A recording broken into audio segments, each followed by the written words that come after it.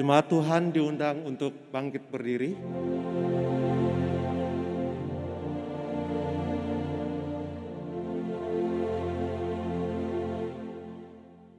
Tak berkesudahan kasih setia Tuhan, tak habis-habisnya rahmat-Nya.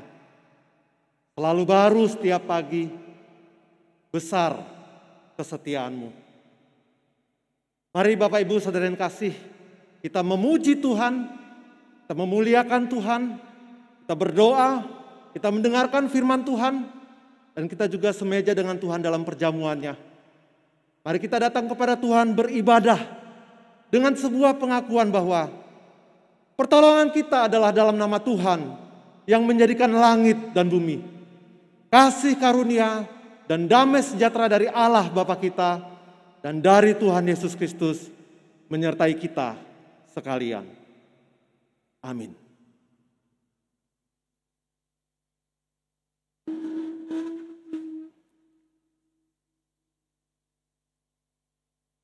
Tinggikanlah dirimu mengatasi langit, ya Allah, biarlah kemuliaan-Mu mengatasi seluruh bumi. Mazmur 57 ayat 12. Kita bersyukur kepada Tuhan.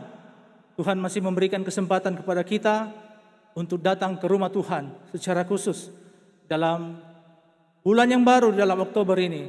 Itu semuanya karena pimpinan dan penyertaan Tuhan. Mari kita lakukan pujian Ku Puji-Mu Tuhan.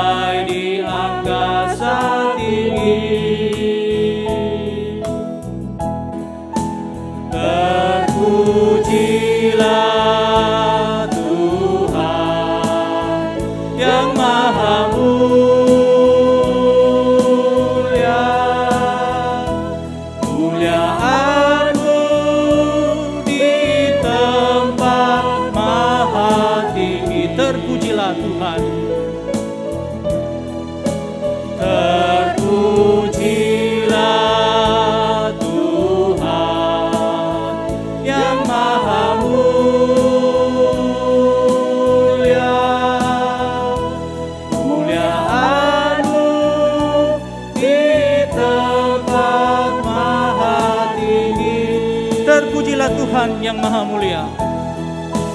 Terpujilah Tuhan yang Maha Mulia. Kemuliaan-Mu di tempat maha tinggi. Terpujilah Tuhan. Terpujilah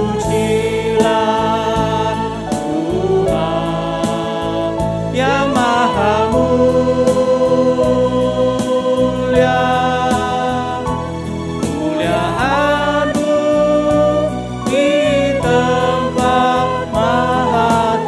Kemuliaan-Mu di tempat maha tinggi.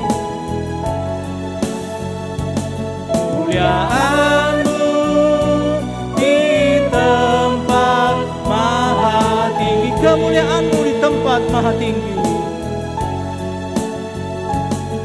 Kemuliaan-Mu di tempat maha tinggi.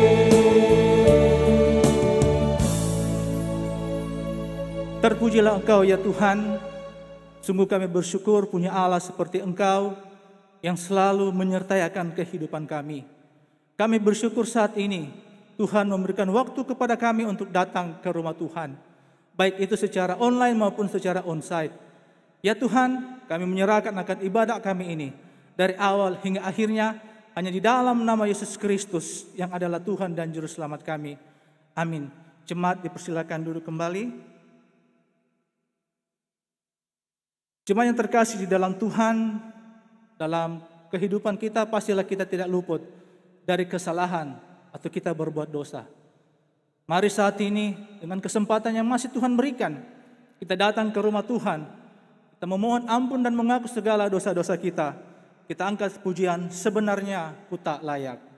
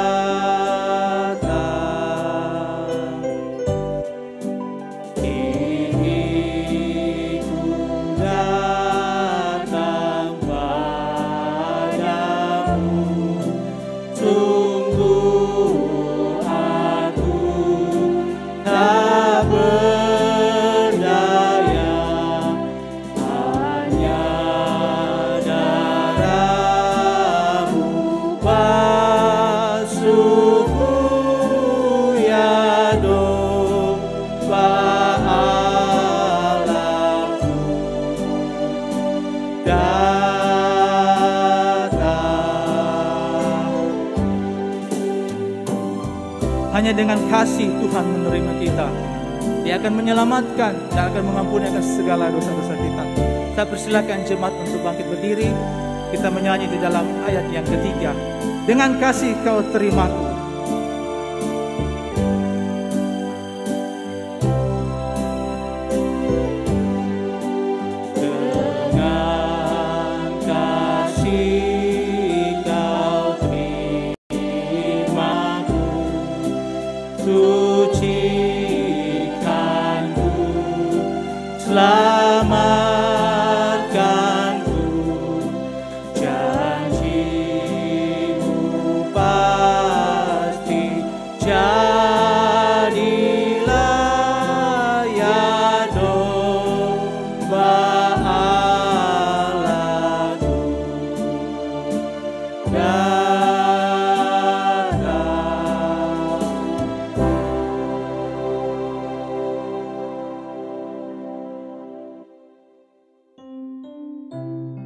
Korintus 1 ayat 30, demikianlah firman Tuhan.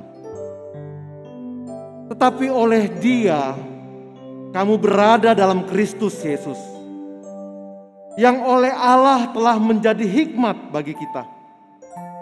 Ia membenarkan dan menguduskan dan menebus kita. Mari Bapak Ibu Saudara yang kasih, secara pribadi kita datang kepada Tuhan, mengaku dosa dan segala pelanggaran kita di hadapannya. Secara pribadi kita datang kepada Tuhan.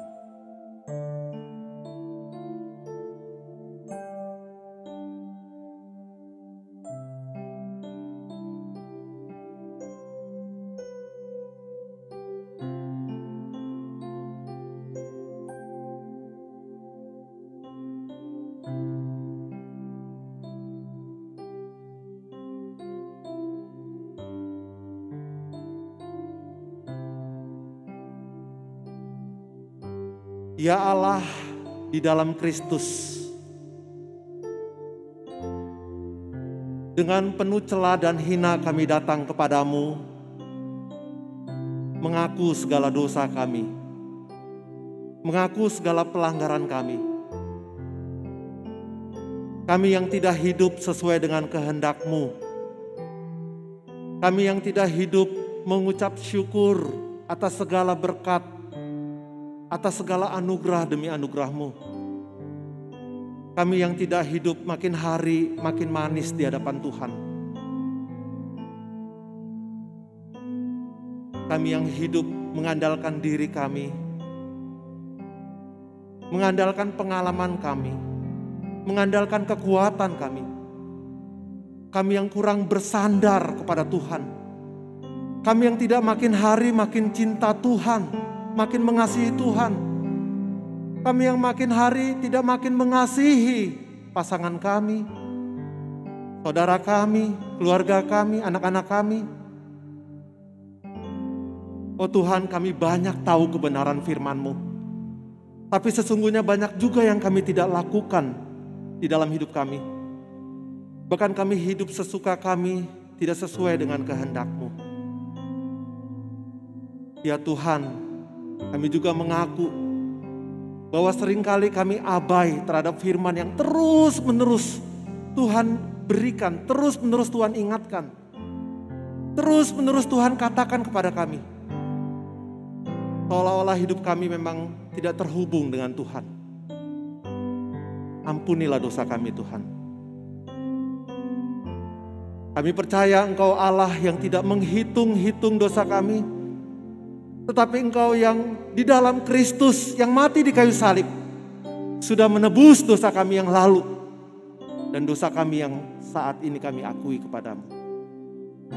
Berikan belas kasih-Mu ya Tuhan. Sehingga di dalam kasih dan kemurahan-Mu, kami kembali bergembira, kami kembali bersorak-sorai. Oleh karena sukacita yang dari Tuhan, yang sudah memberikan jaminan pengampunan dosa itu kepada kami.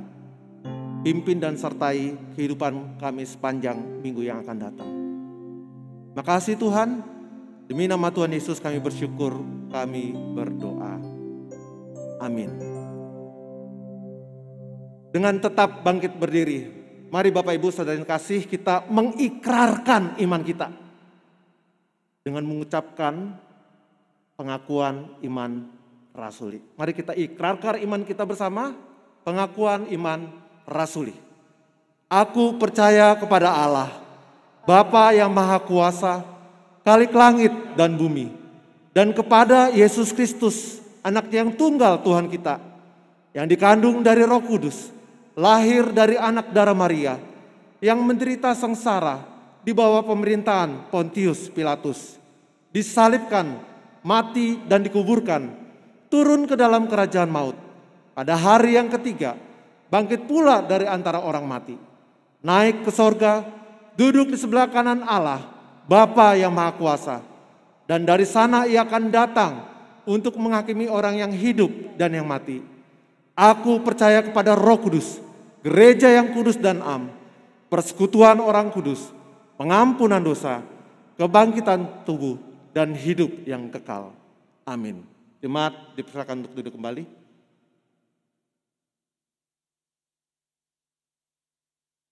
Saat ini kita akan mendengarkan kebenaran firman Tuhan. Dengan mempersiapkan hati kita, mari kita lakukan pujian, penuhkanlah bejanaku.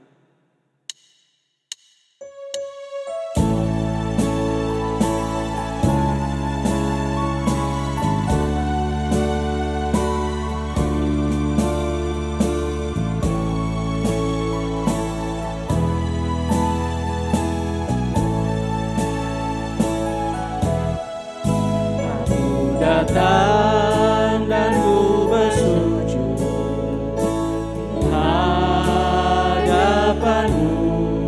ku rasakan indah hadirat-Mu.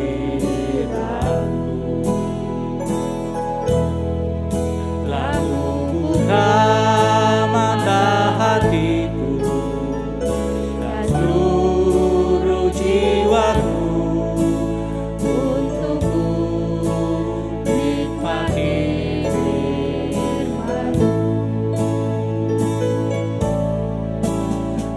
firman-Mu yang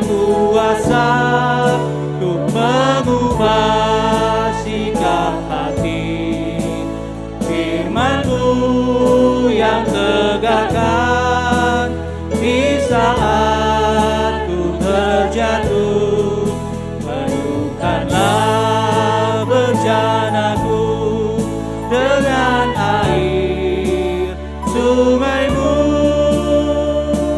Ku haus akan firman-Mu. Sekali kita berjalan pujian ini, aku datang, ku bersujud di hadapan-Mu.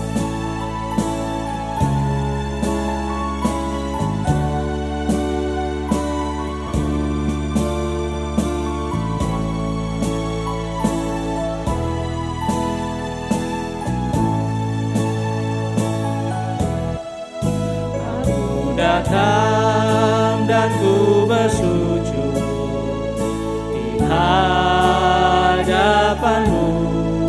Ku rasakan indah hadirat-Mu.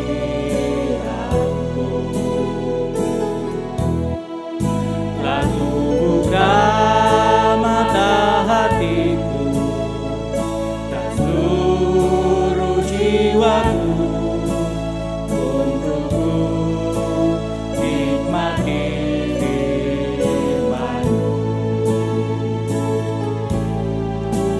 firman-Mu yang kuasa untuk mengubah sikap hati.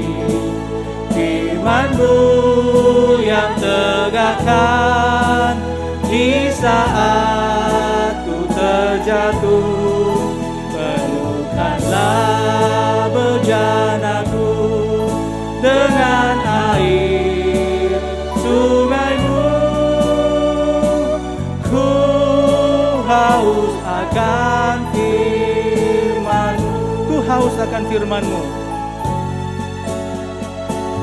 Ku haus akan firman-Mu. Ku haus akan firman-Mu. Ku haus akan firman-Mu.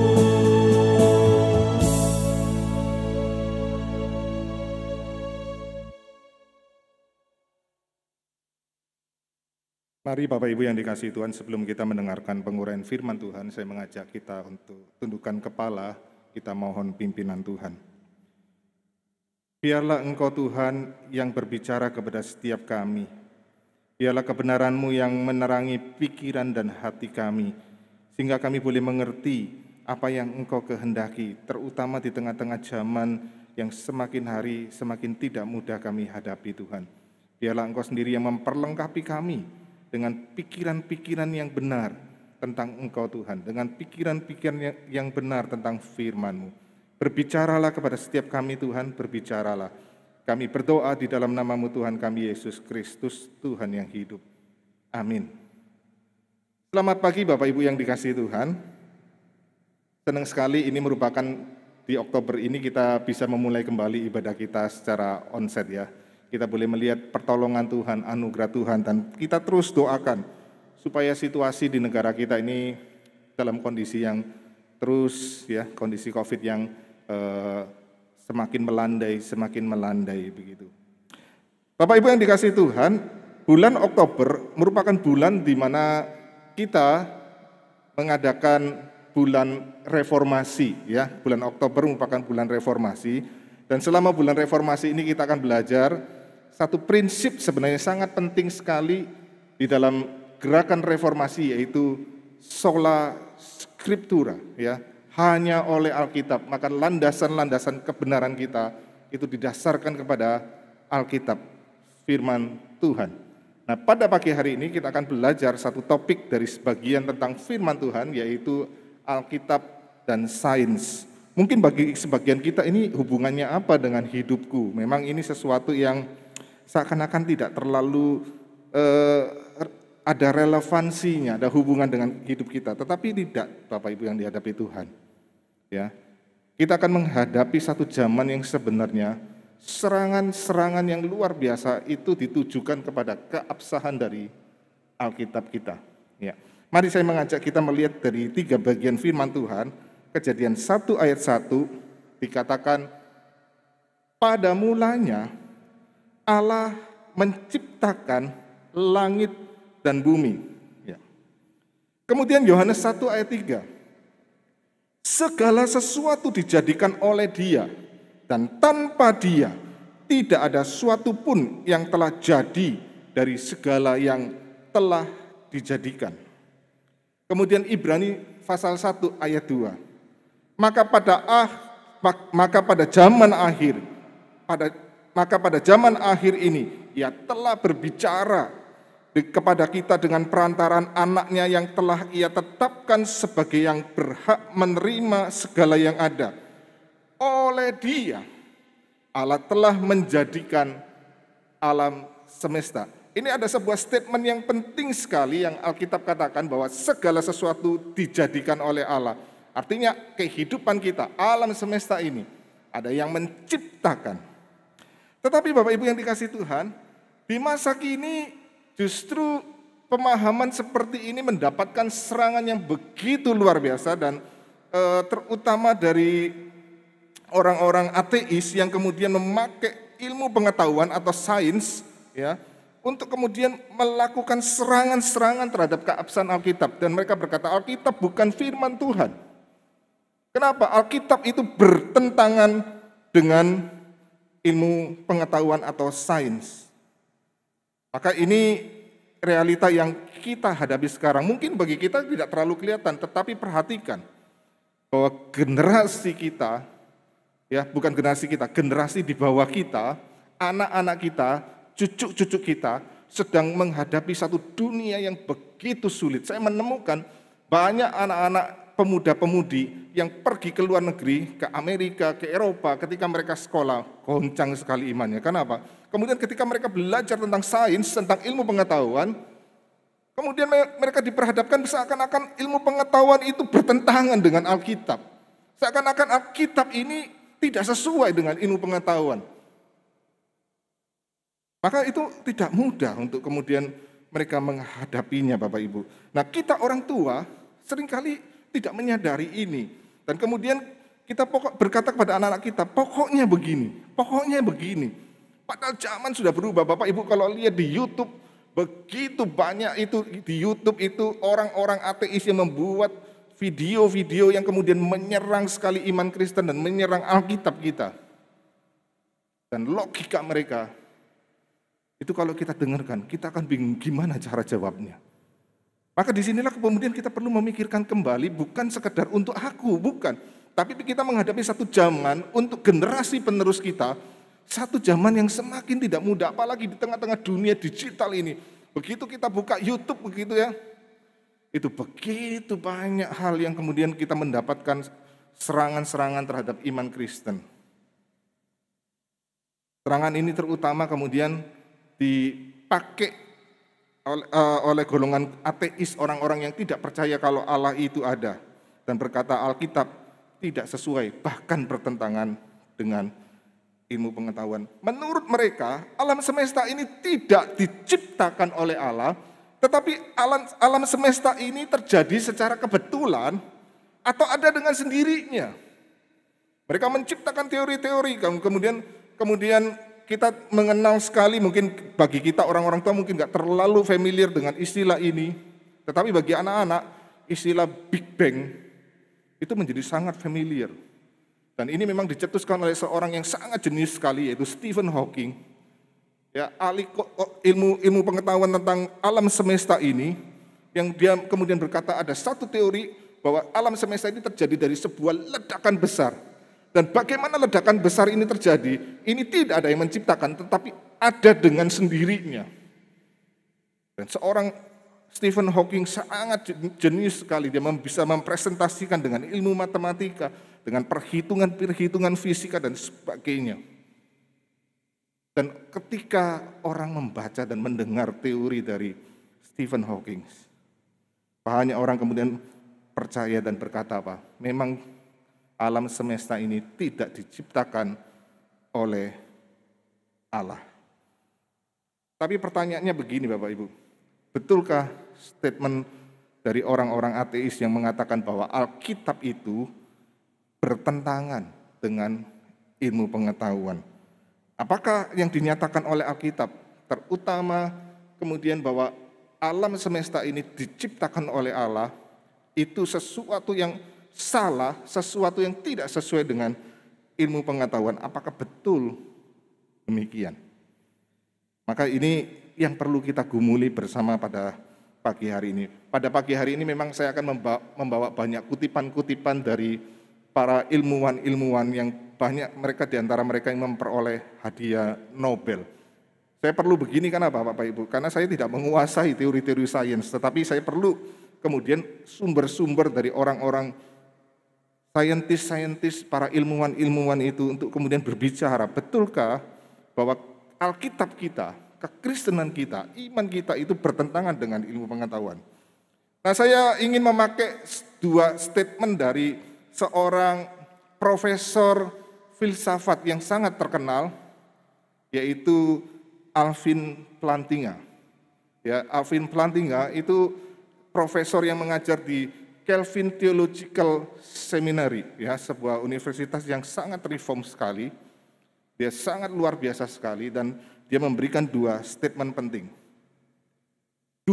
Yang pertama, dugaan bahwa terjadinya konflik antara sains. Sains itu ilmu pengetahuan, terutama menunjuk kepada ilmu pengetahuan alam. Dan teisme itu adalah orang yang percaya bahwa Allah ada dan Allah itu yang menciptakan segala sesuatu.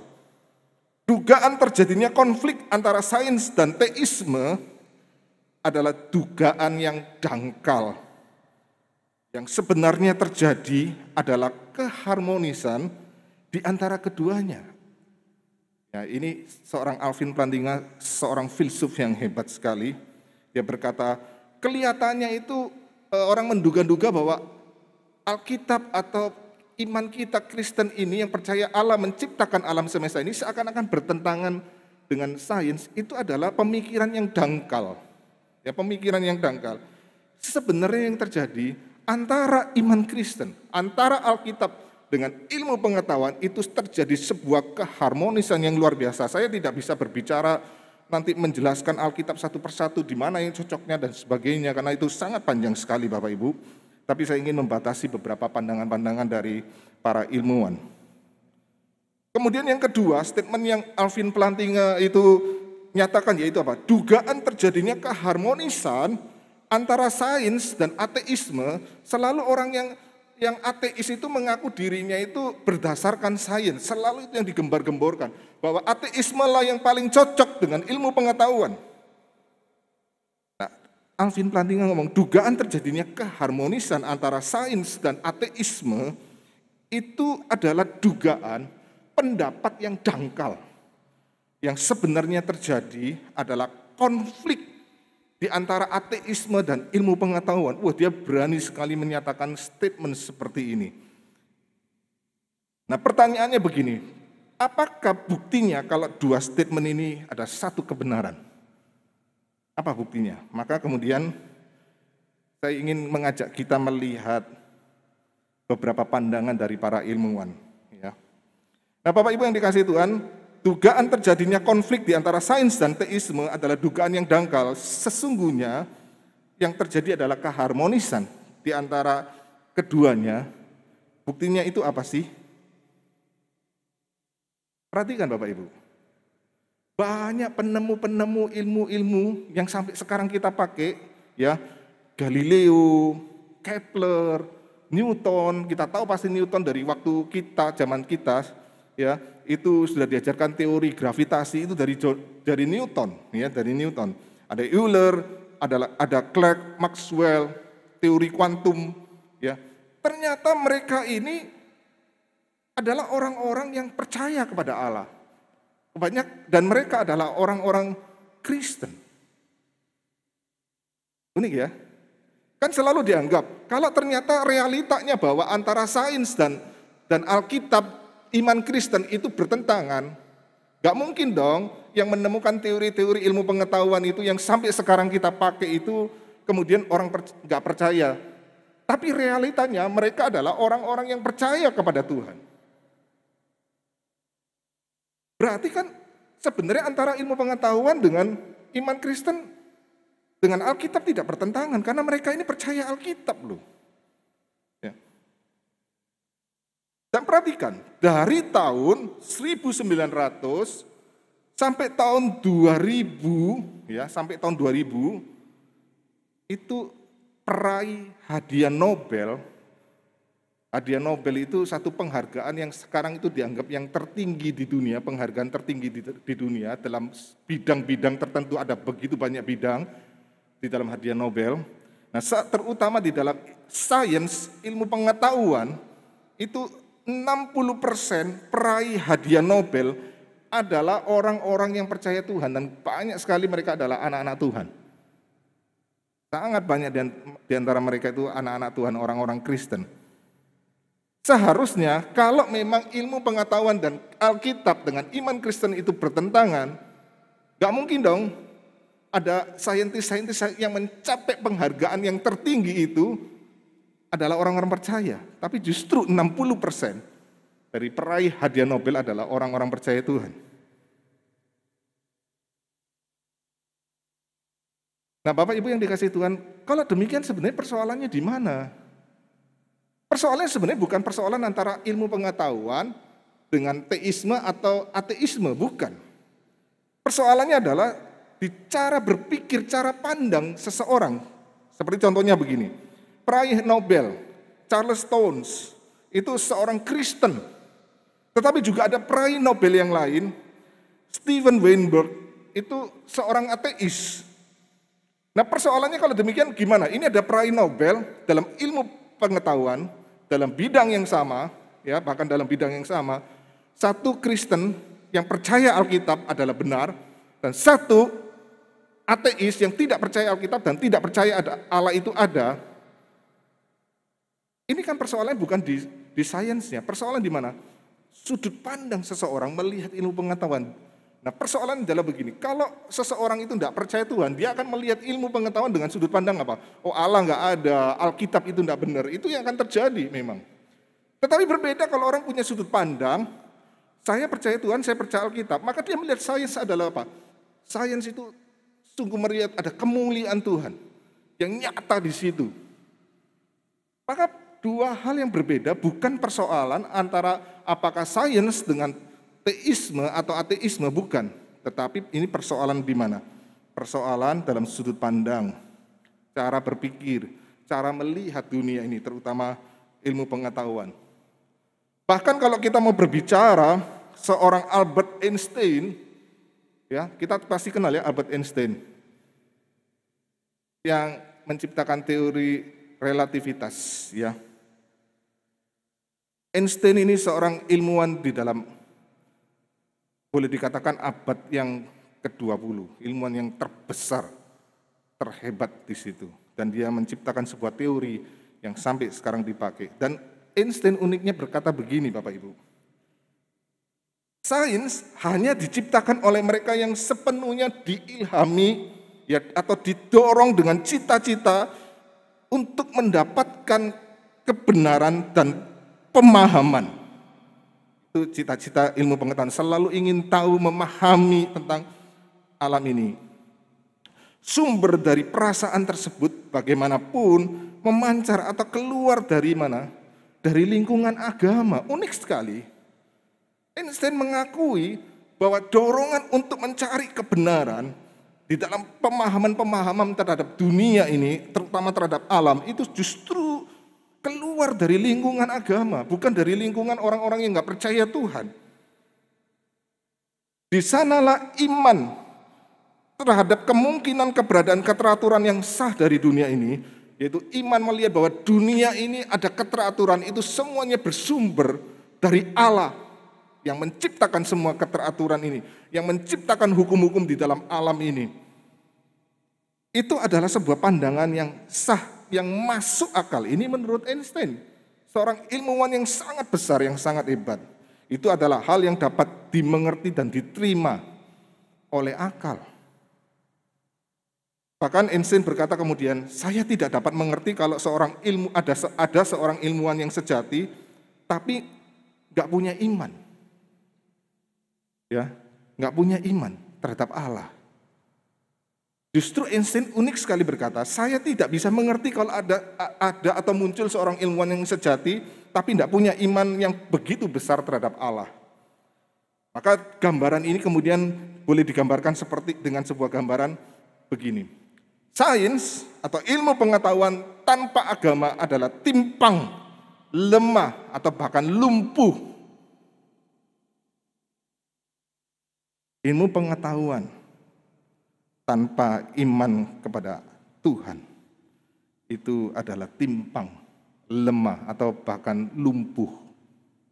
Tetapi sebaliknya, agama tanpa sains adalah buta. Artinya apa? Artinya Einstein ingin ngomong, kita iman ini bukan iman pokoknya. Bukan iman pokoknya. Kita harus berpikir mendalam. Seringkali kita mendapatkan serangan. Misalnya, saya ambil contoh, ini bukan pandangannya Einstein. Ini saya berpikir begitu. Yesus lahir dari anak darah Maria. Bahwa kelahiran Yesus tidak melalui proses pembuahan. Menurut Bapak Ibu itu masuk akal atau enggak? Menurut Bapak Ibu masuk akal enggak?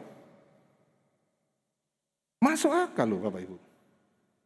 Saya ambil contoh begini.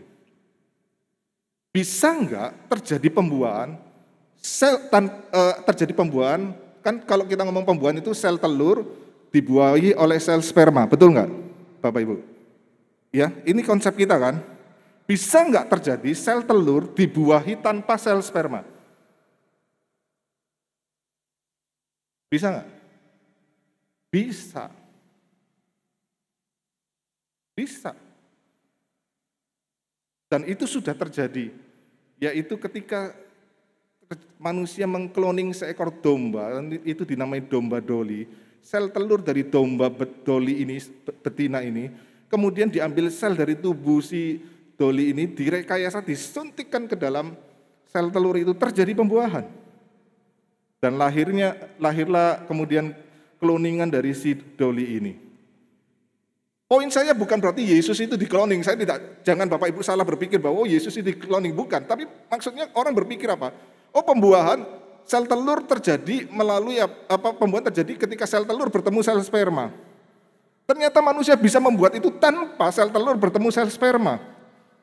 Loh, kalau manusia bisa buat, apalagi Tuhan yang jauh lebih hebat daripada manusia, terlalu mudah bagi Tuhan. Itu ada sesuatu yang masuk akal. Maka Bapak Ibu kita harus mulai berpikir tentang iman kita.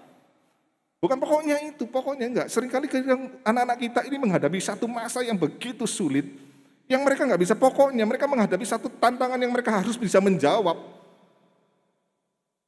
Dan bagaimana kita sebagai anak-anak Tuhan kemudian, bukan kekristenan pokoknya, iman pokoknya. Nah, bagi Einstein itu iman yang buta. Ya, iman yang buta. Dan celakanya banyak di antara kita orang Kristen tidak mau belajar baik-baik. Dan kita tidak sedang mempersiapkan satu generasi ketika mereka menghadapi satu tantangan zaman ini, mereka siap menghadapi tantangan zaman. Kita tidak sedang mempersiapkan itu. Satu pemikiran lagi Bapak Ibu. Seringkali kemudian Alkitab ini diomong, ini Alkitab gak cocok dengan sains, gak sains. Bukan soal gak cocok. Tetapi sebenarnya Alkitab kita ini memang bukan buku sains. Alkitab itu seringkali memakai bahasa-bahasa yang digunakan adalah bahasa sehari-hari. Bayangkan 2000 tahun yang lalu mereka nggak ngerti atom itu apa, gitu. Bahkan 3400 tahun yang lalu dari kitab Kejadian mereka nggak tahu atom itu apa, elektron apa, proton apa. Mereka nggak ngerti loh. Atom positif, atom negatif. Makanya yang dipakai adalah bahasa sehari-hari. Bahkan sampai sekarang kita juga pakai bahasa sehari-hari, bukan? Misalnya contoh, ini seorang yang John Lennox ini seorang ilmuwan yang juga menjadi seorang yang apologet yang luar biasa. Dia coba memberikan contoh begini. Apa itu air mendidih? Maka air mendidih itu bisa dijelaskan dengan dua penjelasan. Dan itu tidak bertentangan. Yaitu secara sains, secara ilmu pengetahuan, maka itu dikatakan itu ada hukumnya. Misalnya dari panas, ya. Ada panas, kemudian karena dipakai panci, panas itu merambat melalui panci, dan panci yang panas itu kemudian membuat air yang di dalam itu panas, dan kemudian air yang panas yang cair ini mulai berubah bentuk, molekul-molekulnya mulai apa? Mulai mengembang, dan kemudian apa? Dari cair berubah menjadi gas. Maka muncullah gelembung-gelembung udara itu. Itu air mendidih secara sains. Tetapi kan kita juga bisa menjelaskan air mendidih itu ya apa? Oh, kita masak air pakai panci, airnya panas mendidih untuk apa? Bikin teh, untuk bikin kopi, dan sebagainya. Sesimpel itu. Dan itu apakah bertentangan dengan sains? Ya enggak Bapak Ibu. Coba Bapak Ibu bayangkan. Kalau setiap kali kita ngomong air mendidih, kita suami-suami minta istri, tolong masakin air panas. Nah kita harus pakai bahasa sains. Tolong berikan panas, yang kemudian pakai panci untuk menyalurkan atau merambatkan panas itu, dan kasih air supaya air itu molekul-molekulnya mengembang dan dia berubah menjadi gas. Bapak Ibu, konyol nggak kalau Bapak Ibu setiap kali ngomong tolong masakin air panas sesimpel itu, kemudian kita harus pakai ngomong seperti bahasa sains. Saya percaya orang yang belajar ilmu pengetahuan paling hebat pun nggak perlu setiap kali ngomong air mendidih dengan cara sains, bukan? Dan itu tidak bertentangan. Adalah kekonyolan kalau setiap kali kita ngomong dalam bentuk sains, gitu kan? Dan ternyata di dalam kehidupan sehari-hari, para saintis pun memakai bahasa sehari-hari yang umum. Matahari terbit dari timur, tenggelam di barat. Iya kan? Oh, langit di atas. Langit di atas. Itu kalau secara sains bingung loh. Karena kita ini di bumi di sini. Bumi ini kan bulat. Bagaimana dengan orang yang di bawah yang kemudian tanda kutip itu kalau kita lihat dari gambaran bumi itu kebalik. Mana yang atas? Di situ atau di sini? Karena dua-duanya menganggap yang atas itu begini. Ya kita gak mungkin kan dengan pakai bahasa sains ngomong itu kan kita ngomong ya sehari-hari oh, di atas, langit di atas. Lihat pesawat terbang di langit di atas. Ya bukan sesuatu yang itu bahasa sehari-hari. Konyol banget kalau kemudian ngomong begitu aja sampai harus pakai bahasa yang penjelimet sains gitu. Dan saya percaya orang sains nggak seperti itu. Dan itu sesuatu hal yang kemudian tuduhan bahwa Alkitab ini nggak bisa bertentangan. Enggak, Alkitab kita memang pakai bahasa sehari-hari, ya. Dan itu tidak bertentangan. Hal yang kedua, dugaan terjadinya keharmonisan antara sains dan ateisme sebenarnya adalah dugaan yang dangkal. Yang sebenarnya terjadi adalah konflik di antara keduanya. Buktinya apa, Bapak Ibu? Terjadi konflik antara orang ateis dengan saintis. Ada banyak sekali, Bapak Ibu. Misalnya George Klein, ini seorang profesor biologi yang mendapatkan begitu banyak penghargaan. Dia berkata begini, penghargaan dalam bidang sains ya. Saya bukan seorang agnostik, saya adalah seorang ateis. Sikap saya yang ateis ini bukan didasarkan pada sains. Dia sendiri mengakui loh, ini seorang profesor di dalam ilmu pengetahuan. Tetapi lebih kepada iman.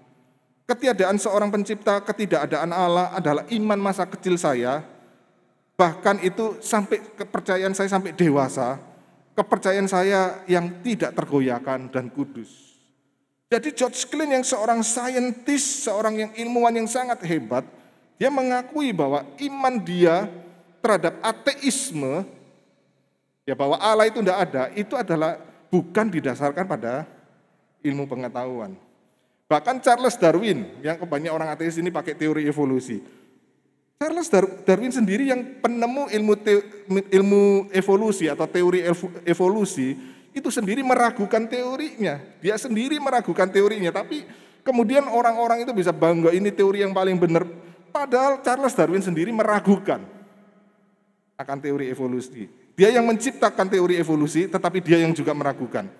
Tetapi kemudian dengan saya, keraguan yang mengerikan, yang menakutkan itu selalu muncul. Apakah keyakinan bahwa pikiran manusia berkembang atau berasal dari pikiran binatang yang lebih rendah?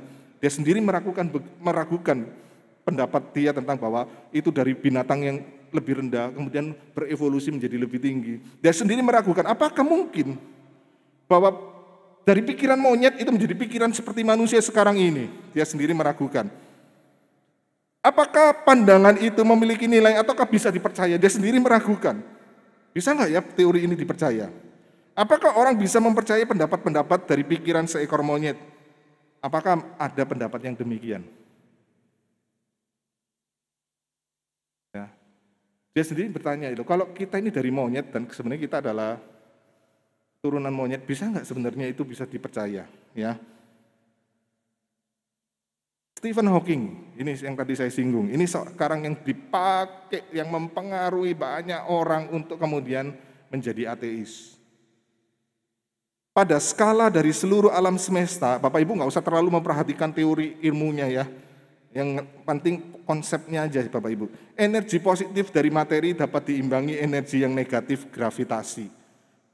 Maka di sana tidak ada batasan atas penciptaan dari seluruh alam semesta.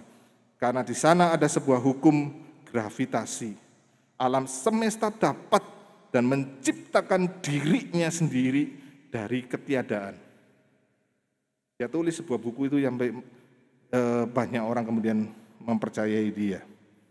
Dia berkata bahwa alam semesta ini terjadi dari ketiadaan. Saudara, sebenarnya logika ini adalah logika yang sangat tidak masuk akal. Bagaimana dari tidak ada menjadi ada itu tanpa ada yang mencipta. Tangkap Bapak Ibu, kalau logika ya. Dari tidak ada, bagaimana menjadi ada? Gak mungkin, kecuali ada yang mencipta. Nah dia gak percaya ada yang mencipta, cuma dari pokoknya yang ada ini dari tidak ada. Itu logika yang aneh Bapak Ibu. Nanti kita lihat lagi, ini Don Page ya. Don Page ini kemudian pandangan dari Stephen Hawking ini disanggah sendiri oleh Don Page. Don Page ini adalah rekan kerja dari Stephen Hawking sendiri ya. Dia adalah rekan kerja dari Stephen Hawking. Justru Don Page ini adalah rekan kerja Stephen Hawking, kemudian dia berkata, sekalipun M-teori ini teorinya Stephen Hawking, sudah diformulasikan secara penuh, lihat beri kurung, sebenarnya masih belum, teorinya itu masih belum penuh, masih mencari-cari. Dan sekalipun teori itu betul, dan realitanya sekarang ini masih belum, hal itu tidak menyatakan bahwa Allah tidak menciptakan alam semesta. Sekalipun Hawking menciptakan teori Big Bang, dan kemudian dengan logika yang aneh dia berkata Tuhan itu tidak punya waktu untuk menciptakan terjadinya Big Bang, itu Tuhan tidak sempat menciptakan. Maka sebenarnya tidak ada. Itu sebenarnya satu lompatan logika yang tidak masuk akal Bapak Ibu. Ada banyak saintis yang kemudian menyanggah pandangan Stephen Hawking. Ya, Don Page sendiri, rekan kerja dari Stephen Hawking, itu tidak meniadakan kemungkinan bahwa Allah yang menciptakan. Ya. Don Page mengakui bahwa ada pencipta. Memang Don Page ini unik ya. Stephen Hawking ateis, tapi Don Page ini rekan kerjanya seorang anak Tuhan yang cinta Tuhan luar biasa. Kemudian Sir Roger Penrose, peraih Nobel Fisika tahun kalau tidak salah 2020 baru-baru ini. Dia memperoleh hadiah Nobel dalam bidang itu lubang hitam. Nah, Stephen Hawking banyak bicara tentang lubang hitam. Ini peraih Nobel yang memperoleh hadiah Nobel penghargaan tertinggi di dalam penelitian terhadap lubang hitam. Dan dia berkata begini, bukunya Stephen Hawking itu sedikit menyesatkan. Itu memberi kesan tentang sebuah teori yang seakan-akan menjelaskan tentang segala sesuatu di alam semesta. Dan Sir Roger Penrose ini berkata, itu bukan demikian. Bahkan buku yang Stephen Hawking ini, teorinya Stephen Hawking ini, dia berkata apa? Bahkan itu bukan sebuah teori sains. Ini seorang yang meraih hadiah Nobel dalam bidang yang hampir sama dengan Stephen Hawking. Dan dia berkata apa? Teorinya Stephen Hawking itu sebenarnya bukan teori ilmu pengetahuan. Unik ya? Tapi banyak orang seakan-akan ngomong apa? Itu ateis, orang kalau percaya Allah itu tidak ada, itu yang paling cocok dengan ilmu pengetahuan. Tapi realitanya sebenarnya apa? itu sendiri bertentangan dengan sains, karena banyak sekali saintis-saintis yang peraih Nobel yang begitu hebat, itu berkata apa? Enggak begitu.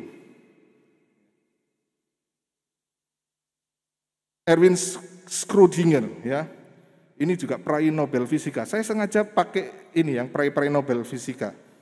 Sains tidak dapat menjelaskan pada kita sebuah kata tentang apa itu merah, apa itu biru. Ya, walaupun ada teori fisika tentang cahaya dan sebagainya, tapi kita tidak pernah bisa menjelaskan apa itu merah, biru. Apa itu pahit, apa itu manis. Ilmu pengetahuan tidak bisa jelaskan. Rasa sakit, kesenangan secara fisik, itu juga tidak bisa dijelaskan.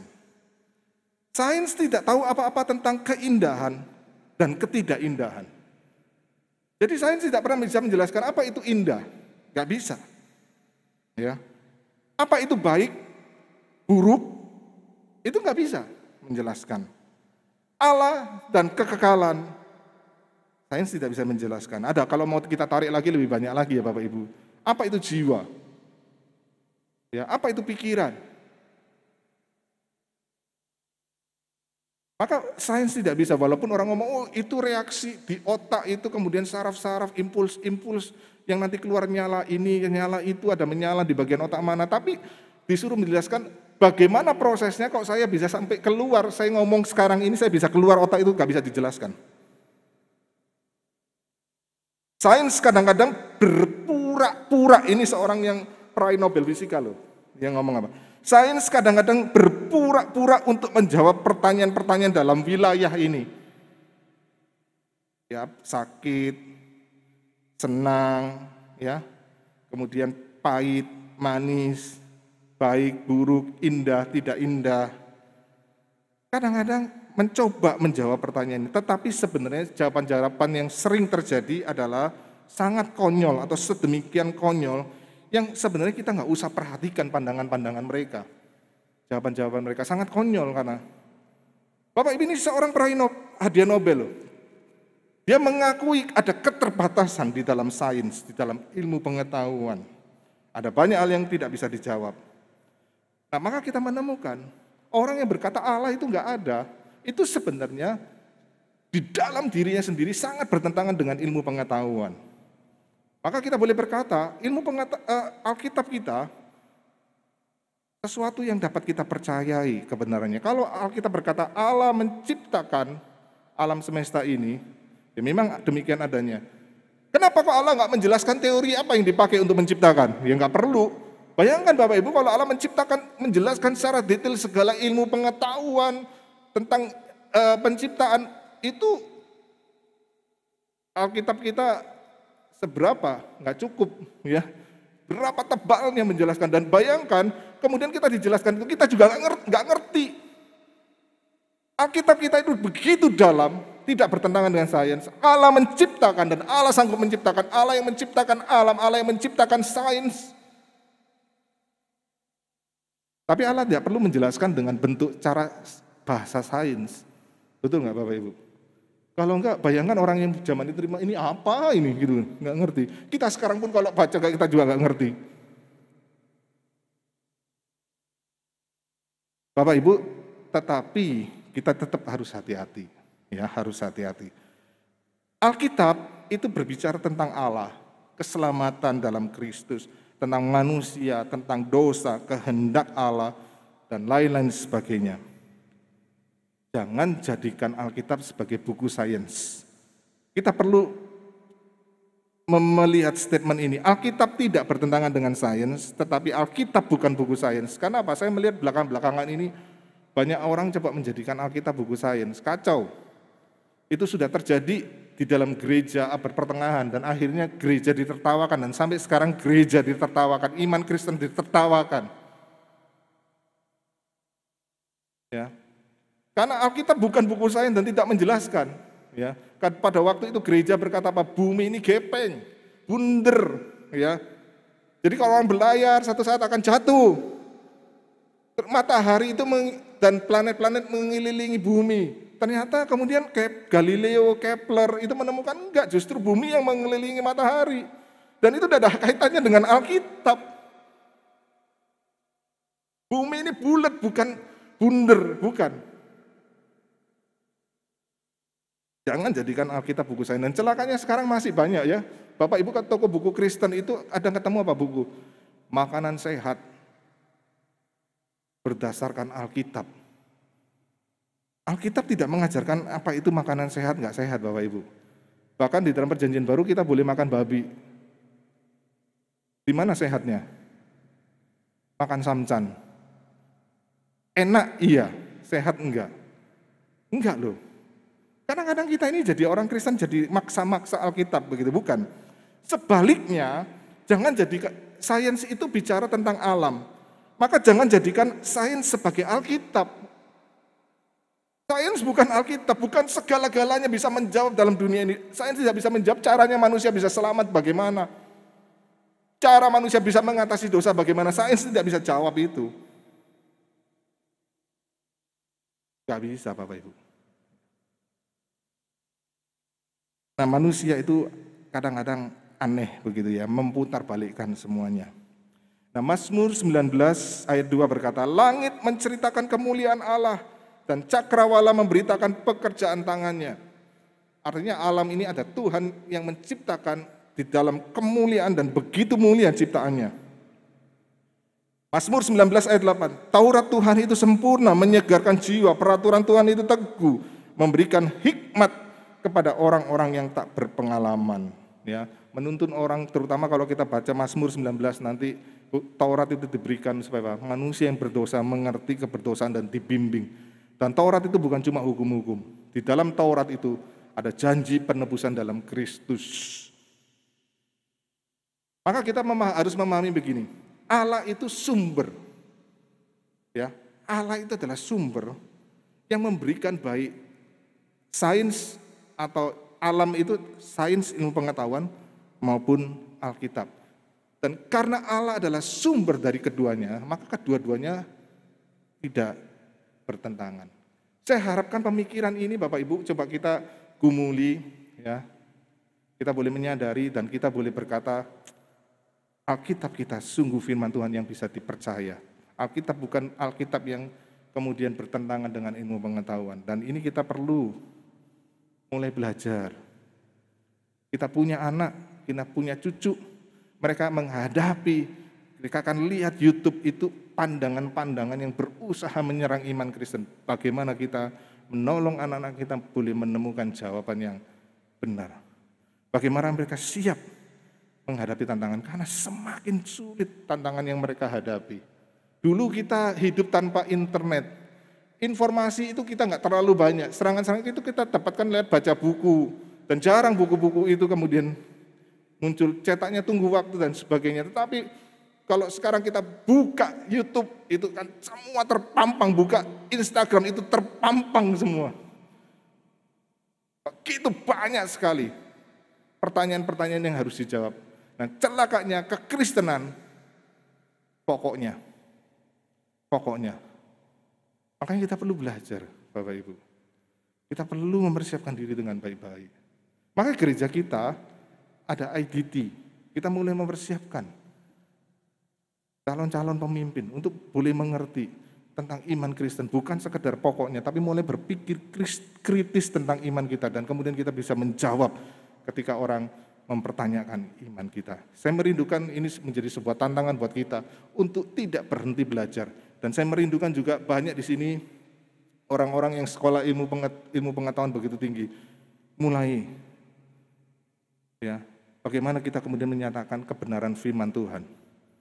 Bagaimana menjawab pergumulan-pergumulan zaman ini. Saya menantang anak-anak muda. Ya, menantang anak-anak muda. Engkau belajar bukan cuma sekedar kuliah. Oh, yang penting saya nanti bisa dapat kerja, dapat duit banyak. Bukan. Ya tentunya kita mengambil kuliah itu sesuai dengan talenta, sesuai dengan apa yang kita menjadi passion, menjadi karunia yang diberikan Tuhan. Tetapi bukan sekedar nanti supaya bisa dapat kerja, dapat duit yang banyak dan bukan itu. Tapi bagaimana di dalam jurusan itu mulai kita memikirkan, bahkan berani mengambil jurusan-jurusan ilmu pengetahuan begitu semakin sedikit zaman ini anak-anak muda mau ngambil tentang sains. Padahal itu perlu. Dan bagaimana kita kemudian mempresentasikan iman kita. Kita menjadi saintis-saintis seperti tadi yang saya sebutkan. Ada banyak saintis-saintis Kristen yang berani berdiri di atas imannya. Dan mereka bisa menyatakan dengan demikian luar biasa, demikian indah. Bahwa Alkitab dan sains tidak bertentangan. Alkitab dan sains adalah begitu harmonis. Karena memang Allah yang menciptakan baik Alkitab maupun sains. Biarlah itu menolong kita sekalian. Mari kita tundukkan kepala, kita berdoa. Biarlah Tuhan, Engkau sendiri yang menolong kami, mulai melihat bukan hanya persoalan-persoalan kami, tapi kami boleh melihat bagaimana generasi-generasi di depan kami menghadapi tantangan yang begitu luar biasa. Bagaimana kami menolong mereka melewati tantangan-tantangan itu Tuhan. Bagaimana kami bisa menolong mereka mengerti bahwa iman mereka, bahwa mereka boleh melihat firman Tuhan, Alkitab yang Kau berikan itu sungguh benar, sungguh dapat dipercaya. Karena itu Tuhan, tolonglah kami untuk kami sendiri juga terus mau belajar, dan belajar. Kami berdoa di dalam nama-Mu Tuhan kami Yesus Kristus, Tuhan yang hidup. Amin. Bapak Ibu yang dikasihi Tuhan, ada beberapa warta yang perlu kita perhatikan bersama. Mulai bulan Oktober ini minggu yang pertama, kita sudah melaksanakan kebaktian kita secara onsite. Ya nanti di dalam minggu-minggu berikutnya, kecuali minggu depan ya, karena ada HUT selama Oktober dan kita harapkan seterusnya kita bisa melaksanakan ibadah kita secara onsite. Dan kita lakukannya itu di KU 1, 7.30, KU Redeemer Service pukul 10 pagi dan KU 4 pukul 6 sore. Minggu depan, Bapak Ibu yang dikasihi Tuhan, kita akan mengadakan HUT GKY Makassar yang ke-28. Sudah tak berasa ya, bahwa kita ini sudah usia 28 tahun. Nah, Bapak Ibu yang dikasihi Tuhan, mohon diperhatikan, minggu depan kita ibadahnya cuma satu kali, yaitu pukul 10 pagi ya, pukul 10 pagi. Dan minggu depan ibadah kita di dalam HUT ini akan dilayani oleh Pendeta Gunawan Tanu yang sekarang menjadi gembala di GKY Citra di Jakarta. Dan juga dalam rangka HUT, sorenya atau malamnya pukul 19.30 kita akan mengadakan seminar secara online ya. Memang nanti bentuknya lebih ke tanya jawab, tetapi ini juga dalam bentuk seminar secara online ini nanti pembicaranya adalah Pendeta Yuso Adinarta PhD ya, ini ketua atau rektor dari STT RI Jakarta. Pak Yuso memang seorang yang sangat pakar di dalam hal ini. Kami mengundang untuk jemaat bisa mengikuti seminarnya juga pukul 19.30. Rabu kita ada kebaktian doa, mengundang Bapak Ibu untuk mengikutinya pukul 19.30 sampai pukul 20.00. Kita masih mengadakan secara live streaming ya Bapak Ibu yang dikasihi Tuhan. Kemudian Bapak Ibu yang dikasihi Tuhan, dari Komisi Anak itu juga bersama-sama, rupanya waktunya bersamaan juga dengan HUT GKY Makassar, HUT yang ke-28. Nah kita akan saksikan videonya.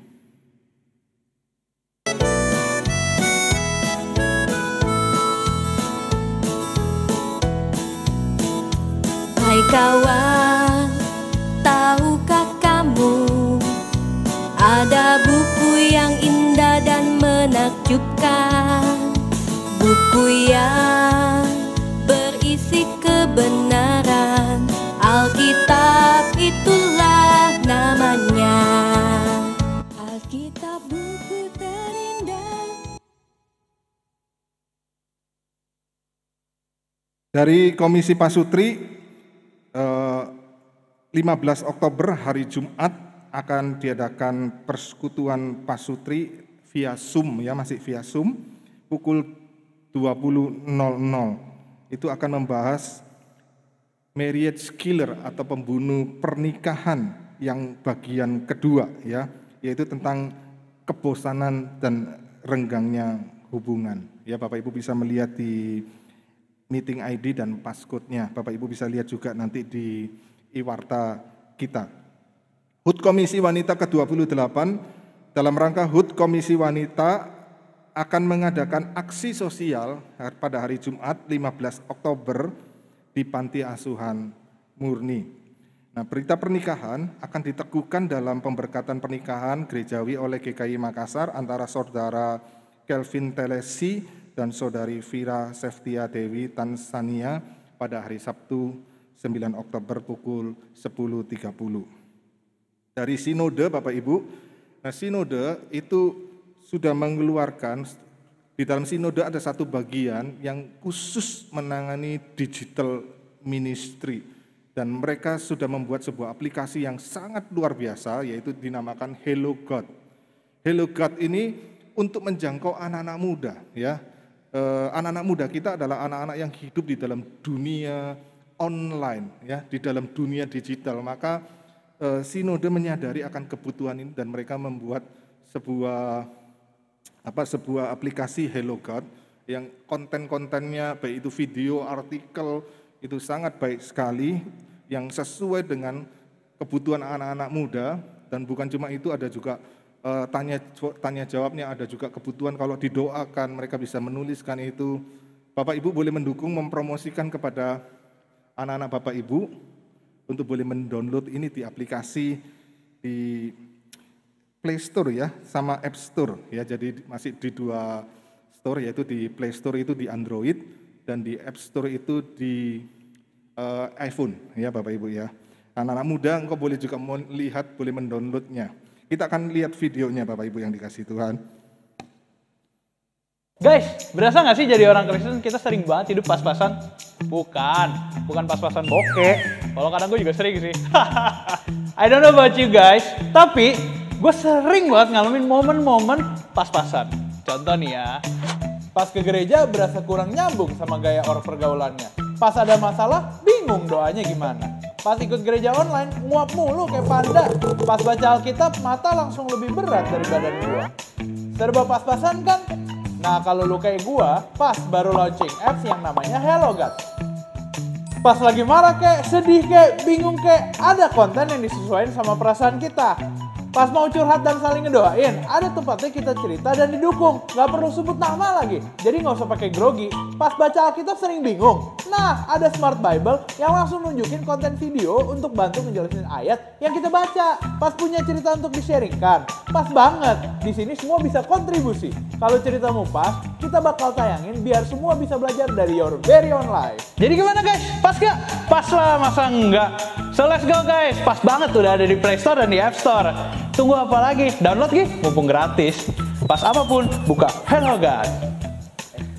Doa dan harapan kami adalah aplikasi Hello God yang dirancang dan dikembangkan oleh Sinode GKY menjadi berkat besar bagi keluarga besar GKY, khususnya untuk anak-anak muda di lingkungan GKY, sehingga mereka bisa memanfaatkannya sebagai salah satu alat bantu untuk pertumbuhan iman.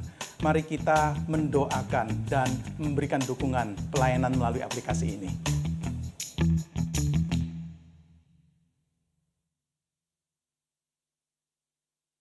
Jemaat yang terkasih dalam Tuhan Yesus Kristus, saat ini kita akan memberikan persembahan. Marilah kita memberi penuh dengan sukacita dan penuh dengan ungkapan bersyukur. Bagi jemaat yang mengikuti ibadah secara online boleh melihat barcode yang telah tersedia. Bagi jemaat yang mengikuti onsite boleh memberikan persembahan yang sudah disediakan di belakang. Mari kita menyanyi Tuhan Yesus baik.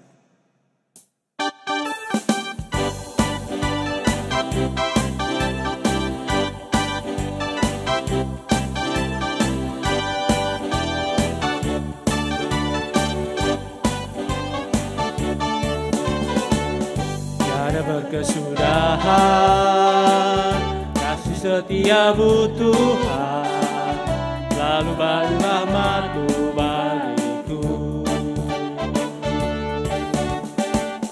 Hari berganti hari, tetap kulihat kasih-Mu, tak pernah berakhir di hidupku.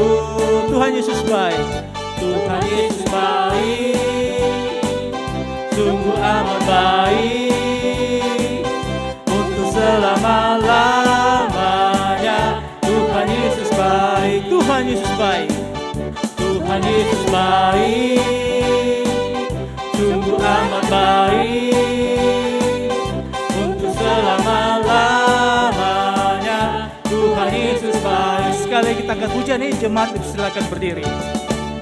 Tiada berkesudahan kasih setiamu Tuhan, selalu baru rahmat-Mu bagiku. Hari berganti hari, tetap kulihat kasih-Mu, tak pernah berakhir di hidupku.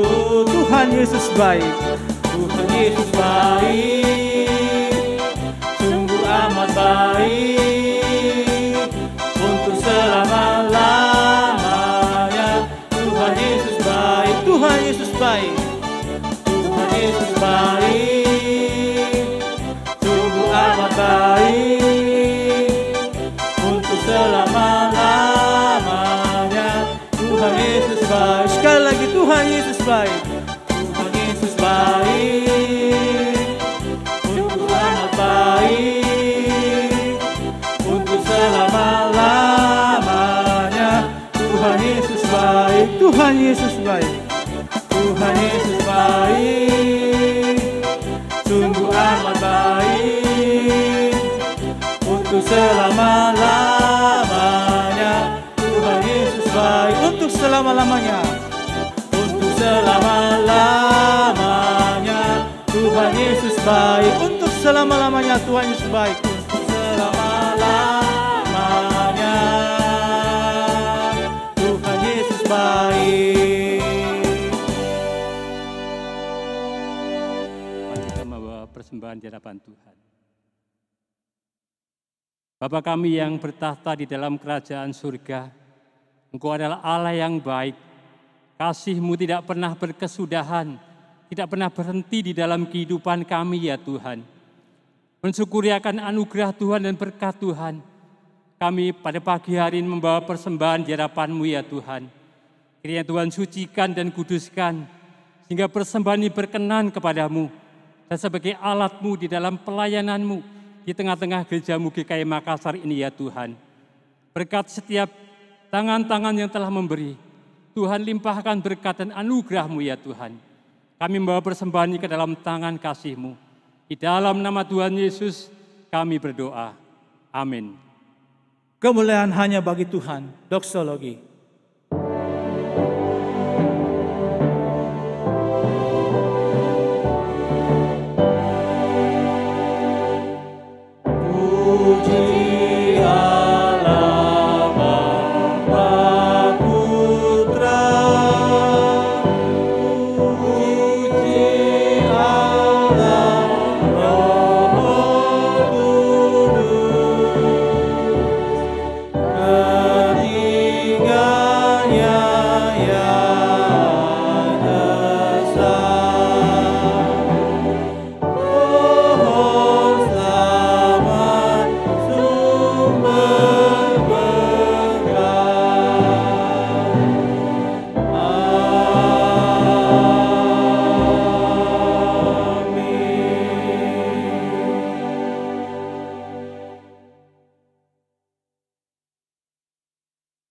Jemaat yang dikasihi Tuhan, terimalah berkat dari Allah Tritunggal. Kasih yang sempurna dari Allah Bapa, anugerah yang begitu ajaib dari Tuhan kita Yesus Kristus, pimpinan, pertolongan, kekuatan, penghiburan, hikmat dari Roh Kudus, menyertai saudara-saudara sekalian, dimanapun engkau berada, dari sekarang sampai selama-lamanya. Amin.